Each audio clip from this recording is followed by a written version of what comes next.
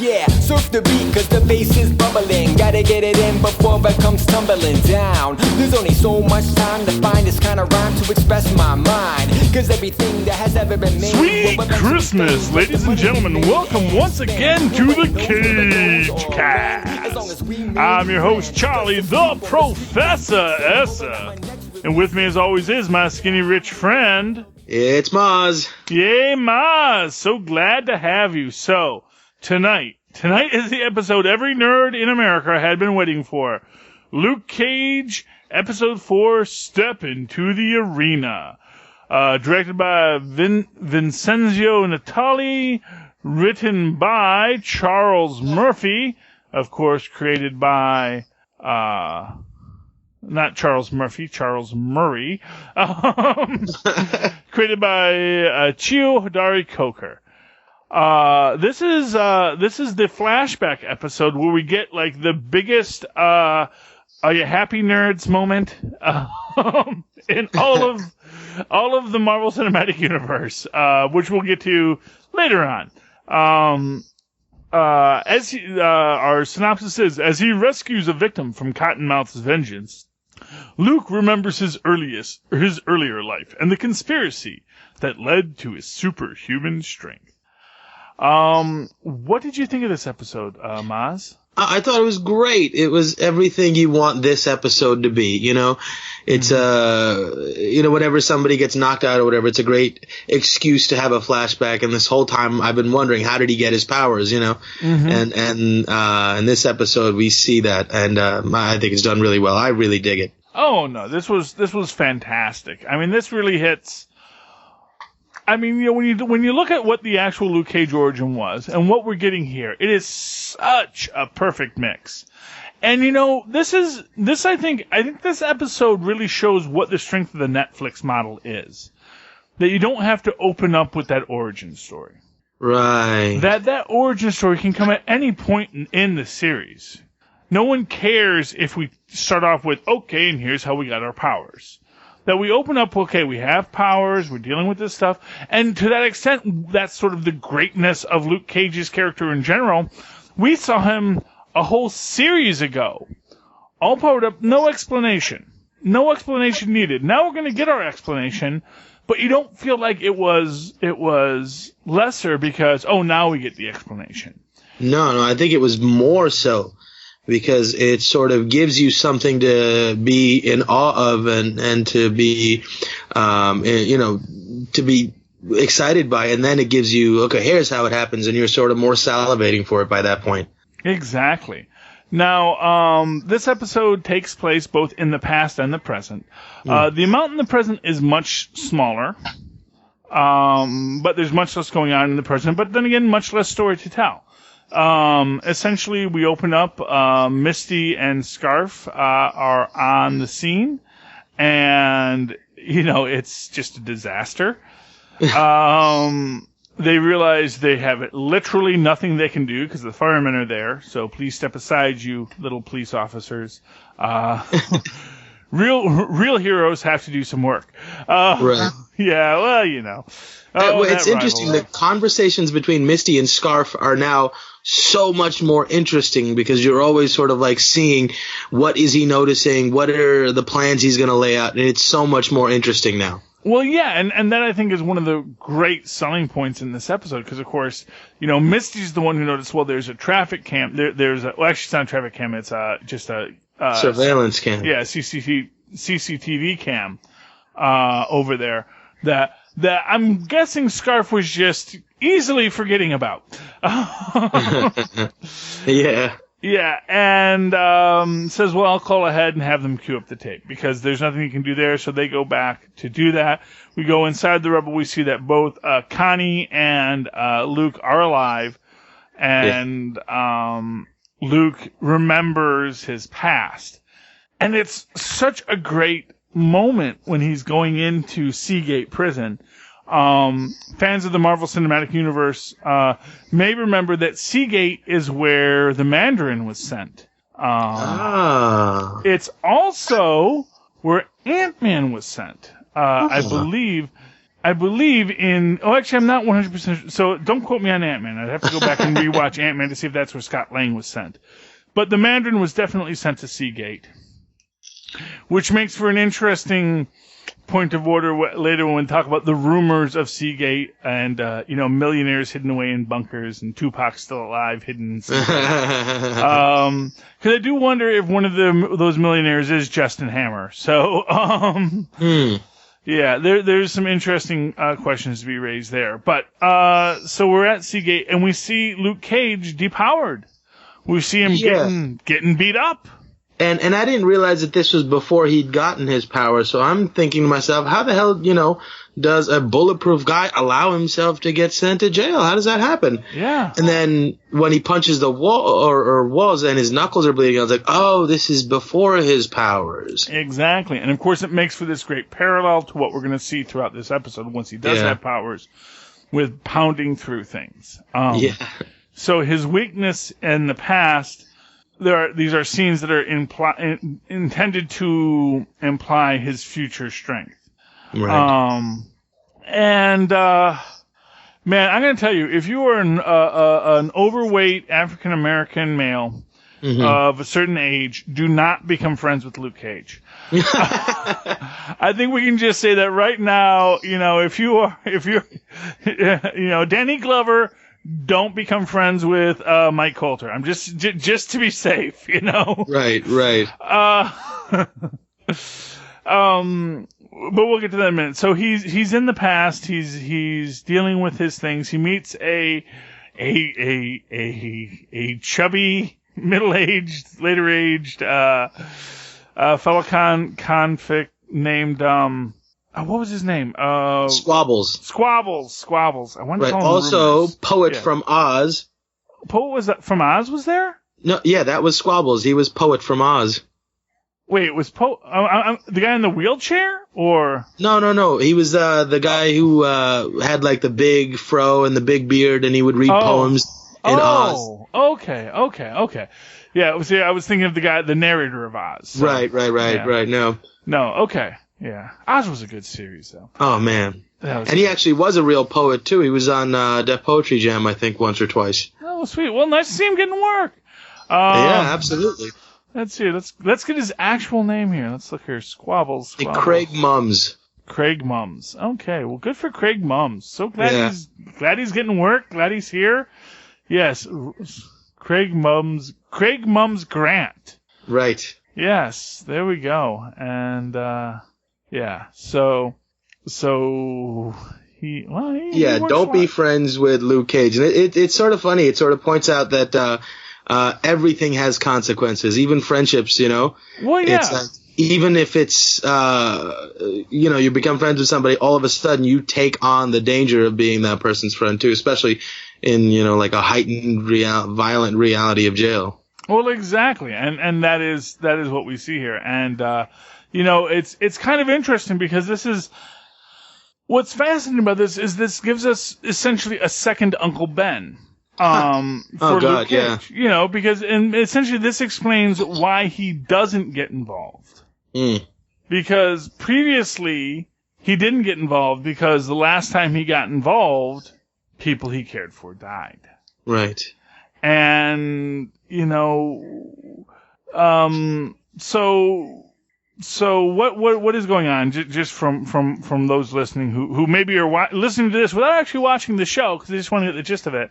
I'm not quite sure why you're doing that, listener, but we do appreciate your downloading our podcast. So he's sent to Seagate. He meets Squabbles in group therapy, and Squabbles is like, "Hey, look, you gotta talk to someone, or you're gonna, it's not good to just be by yourself." Yeah. And, Squabbles like, what'd I do? This guy is real standoffish, this Luke Cage fella. But they do become friends, as happens, because you have to talk to someone, because humans are social animals. We aren't going to sit there and be alone all the time. And we do find out that there is essentially we get our first introduction between Shades as a prisoner. Right. And Luke Cage, or Carl Lucas, as a prisoner. Carl Lucas. And of course we have Carl Lucas. He's got the big hair, the big beard. So, he's full on comic book. You can't recognize me because there is something blocking your view of my exact features. And if you can't get a 100% view of my features, I might as well be invisible. Yeah, that's a recurring theme in comic books and television too. Really, let's be honest. Right. We'd like to blame comic books, but it's in television too. So And was it just me, or did that beard look really fake? Oh, you know what? I'm a white guy, so I can't talk about African American hair.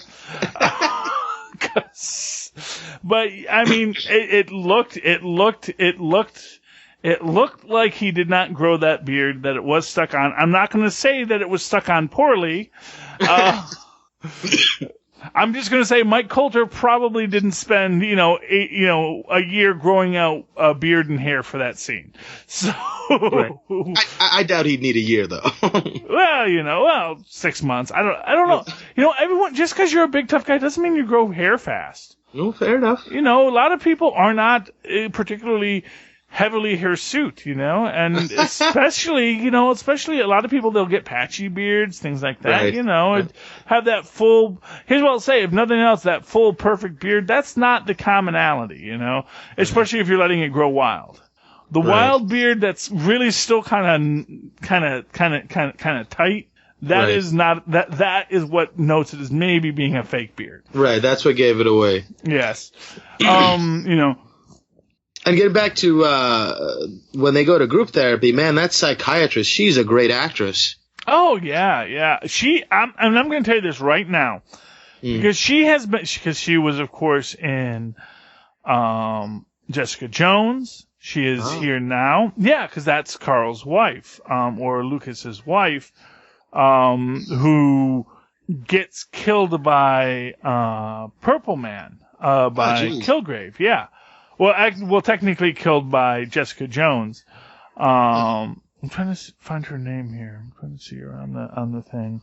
Yeah, but she was amazing. Like the reaction she gives when Cage asks her what she's fighting, and he reads her so well, and like to watch that sort of emotion come over her face was really, really on point. She's a really good actress. Yeah, well, I guarantee you're gonna see her. You're gonna see her show up later. Because I get the feeling that something about her is what's going to tie everyone together. Right. Because it's clear that she has some kind of history in the Marvel Cinematic Universe. Maybe in S.H.I.E.L.D., maybe in Hydra, maybe in something. She has been a part of something deep and dark for a long time, and Lucas who made her walk away. Right, she wasn't always a psychiatrist. No. And she's in the psychiatry field just because, she had to kill one too many people. That's my take on her. Something happened. She was in some field, and she's like, I need to get away from this field. Where can you put me? And they said, well, you can look, it's a nice, easy desk job at Seagate. You're just processing. Yeah, just keep your mouth shut and we'll be good. Yeah, well, exactly. And it's just... But even that got to be too much for the poor girl. I am certain she is going to come back as being very important in the grander Netflix universe, and maybe even the television universe. And who knows? We might even get a hint at her in the Marvel Cinematic Universe. It's always an interesting thing. But essentially, they do. So the cruel guard at Seagate wants to put Luke into his gladiatorial fights, and basically realizes that the best way to do that is by threatening Squabbles.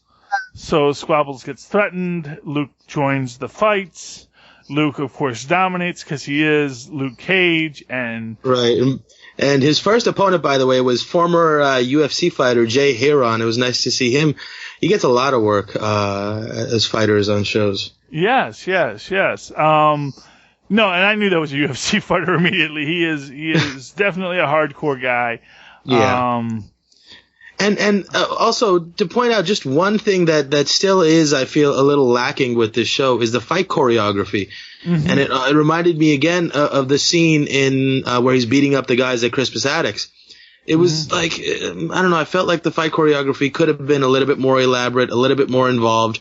Yeah. And here again, it just seems really, really not that good. Yeah. Would you agree? Well, here's what I'll say. Okay.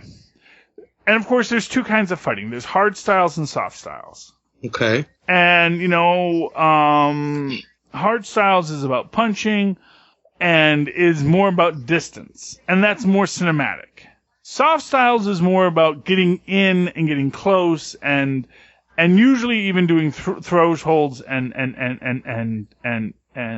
control moves.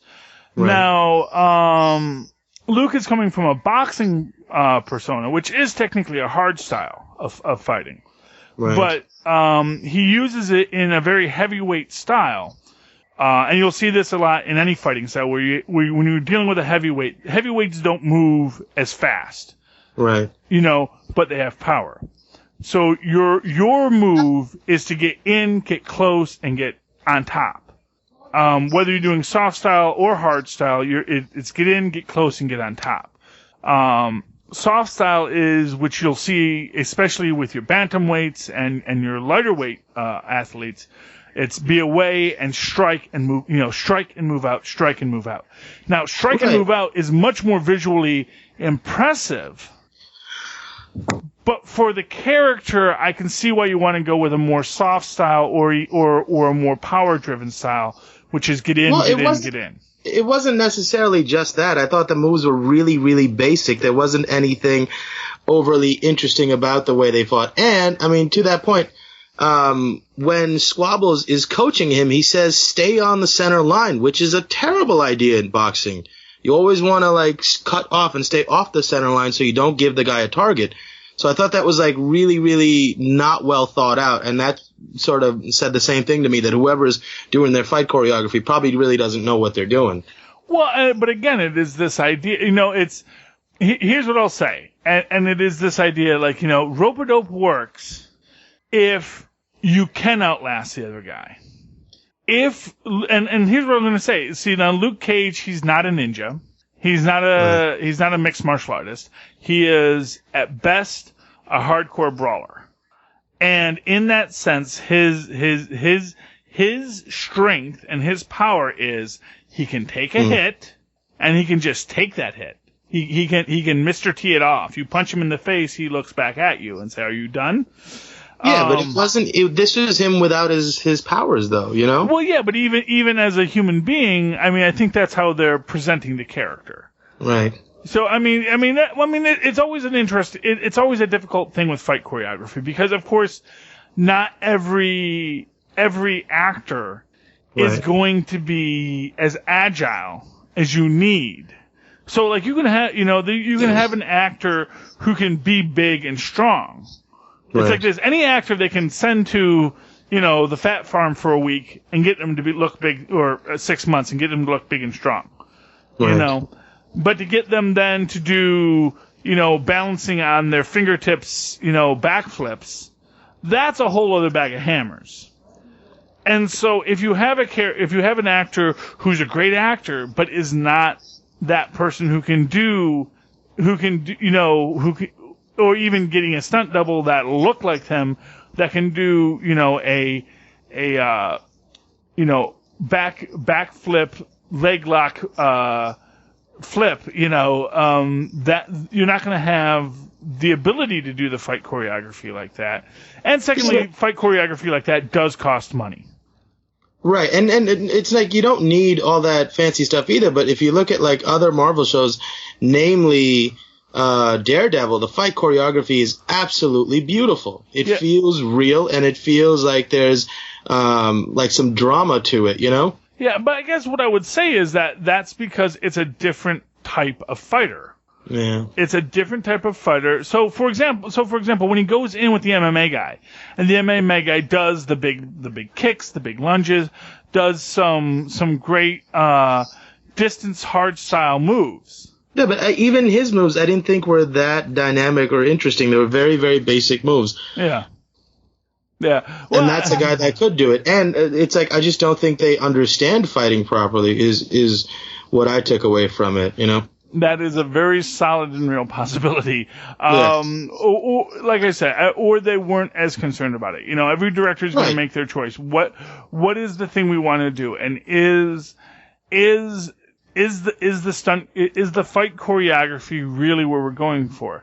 And when you're dealing with a character who, like Luke Cage, who is 90% of this series, he's going to be bulletproof. Maybe 80%. Because there's stuff coming up that's going to take away from that. I guess it's a matter of opinion, but the other way to look at it would be that's an incredible opportunity to highlight incredible fight choreography. If you've got a guy that can do superhuman things, let's ramp up, what we're doing to match what the character, I think, demands. And I think they missed the boat a little bit there. Yeah. Well, and like I say, it's a different take on exactly how you're going to do it. I mean, and let's be clear. You are an MMA guy. Yeah, well, fair enough. So you're coming in there and you're looking for. So, like for me, when I see a visual fight, sometimes I'm like really impressed by it, but it's not as moving to me as other aspects of it. I gotcha. But for some people it is big. And honestly, when you come to Daredevil, everyone says that is such a golden thing about it. For Luke Cage, I think, and if not for nothing, there is this idea that Daredevil is our jump around. Okay? Uh-huh. And for what it's worth, the next series we're doing is Iron Fist, which is again going to be a lot of hard style, jumping, moving, get in, get out kind of fights. Because that's all ninja moves.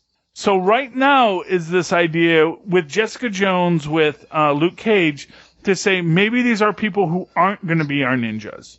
And if for nothing else, we have to show that they're not ninjas because they're going to be teaming up with ninjas later. So we need to have them be just more old school brawlers. And maybe it's not as... Even old school brawlers can be depicted interestingly, Yeah, well, I mean, and I get your point. I guess it is just this idea of maybe that they didn't... Basically, I guess at the final end of it is Mozz. They didn't want to spend the money on that. Okay. They didn't want to make Mozz happy. They decided they didn't think about me at all. No, they did. Mozz, it turns out that Mike Coulter and Mr. Chio do not care about you. I'm sorry. I hate to be the one to break it to you. Oh, shucks. Yeah. No, I mean, I'm sure they love you just as much as they love me, but what it is, Mozz, I'm a cheap date. You're an expensive date. I have standards. Yeah, exactly. I'm not. I don't have standards. I have no standards at all. I'm like, yay, superheroes! I like superheroes. So getting back to the actual story, Carl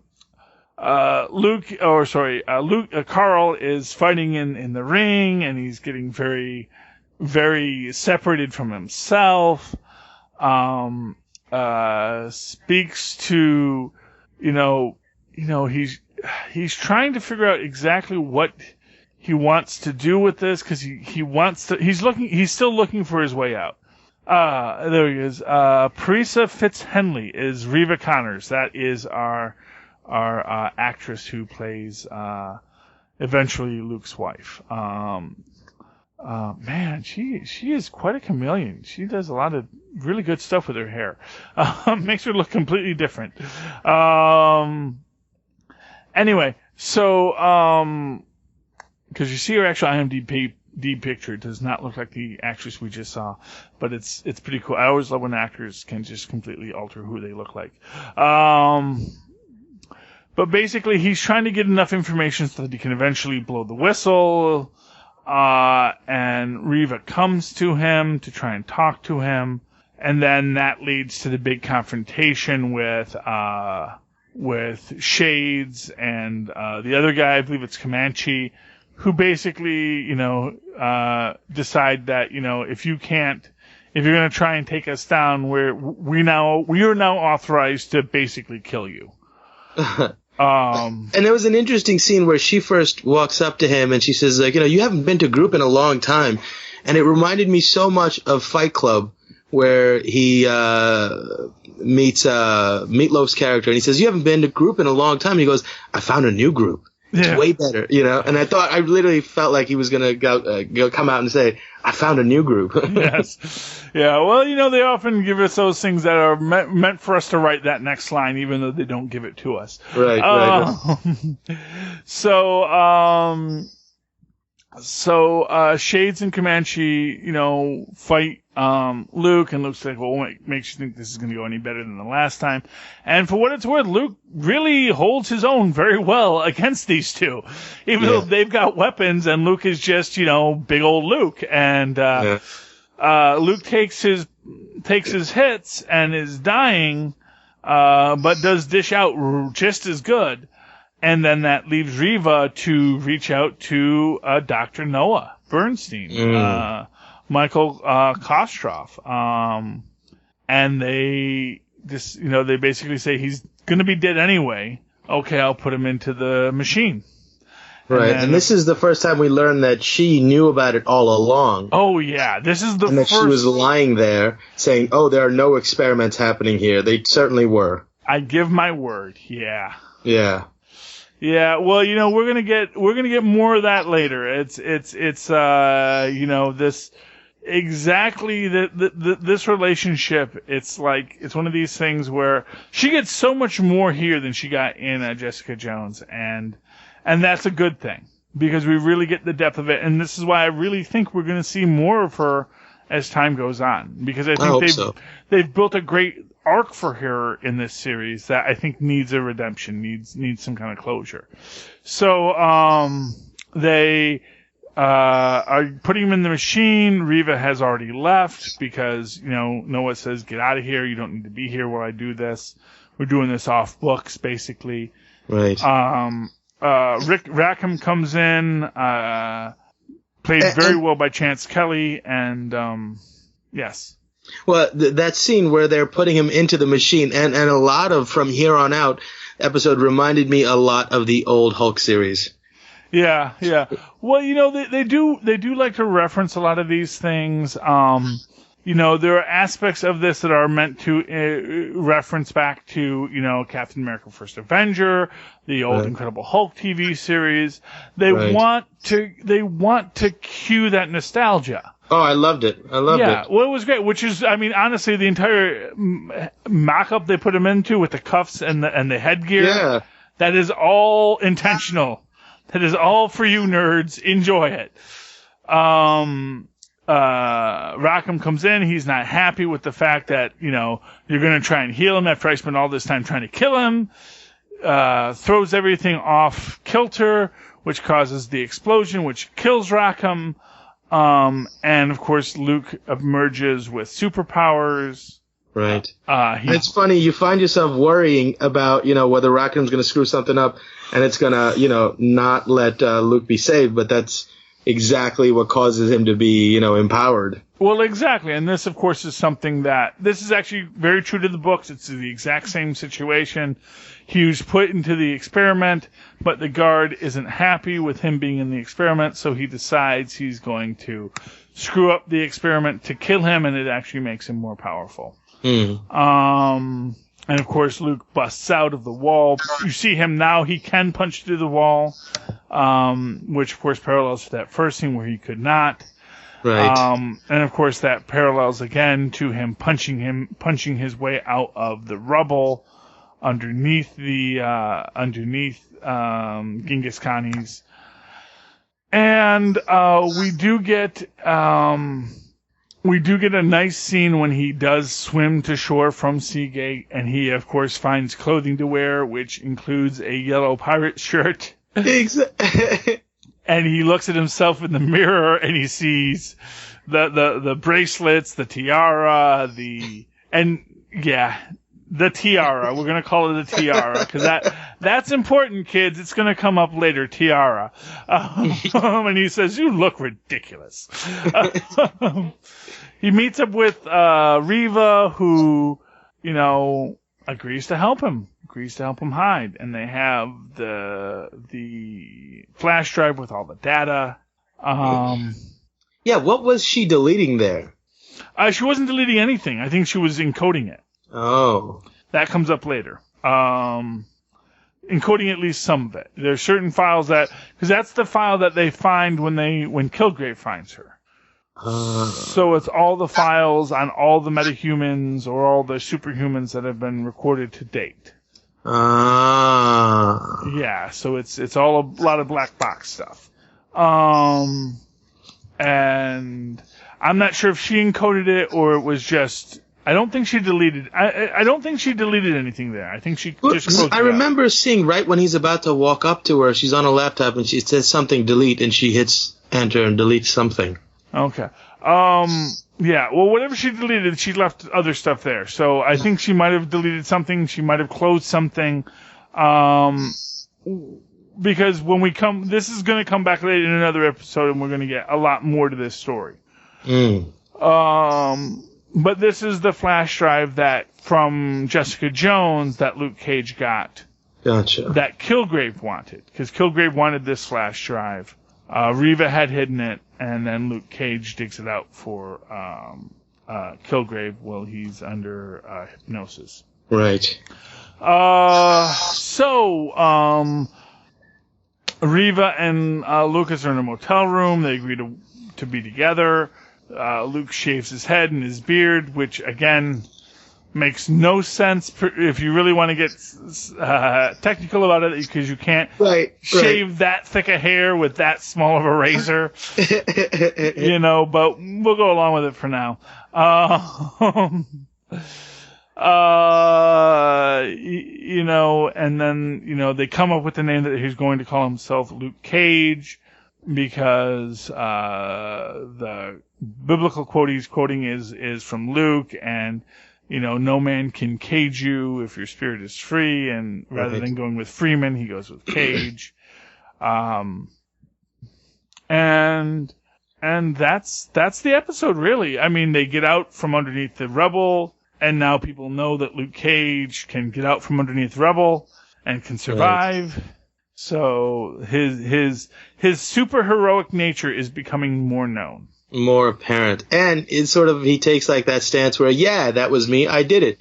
He's sort of owning up to it now. It kind of reminded me of when Iron Man has that press conference that says, okay, I'm Iron Man. Yeah. Well, and I do think that is intended as a parallel. Right. We do see, there's a lot of scenes in this that are meant to, in many ways, be a parallel to other things that have been in the Marvel Cinematic Universe. Right. Iconic scenes. So, yeah. All in all, Mozz, do you have any final thoughts on this episode? I really enjoyed it, and I really the thing I enjoyed most was moments where you get to see him first getting used to his powers. I think there's a lot there that they could explore that I would really appreciate to see. Mm-hmm. I think that would be really interesting. Yes. The whole squeezing the shaving cream can, yeah. Shaving cream, be nice and clean. Shave every day and you'll always look keen. Yeah, I mean, this was a great episode. It really, it definitely, this one goes out to all you nerds out there, of which I do count myself a member. Right. It was strong. It was good. We got all of our backstory out of the way. There is more backstory coming, but we know exactly how Luke got his powers. We got him in a tiara and a yellow shirt. So, quiet, y'all. You got what you wanted.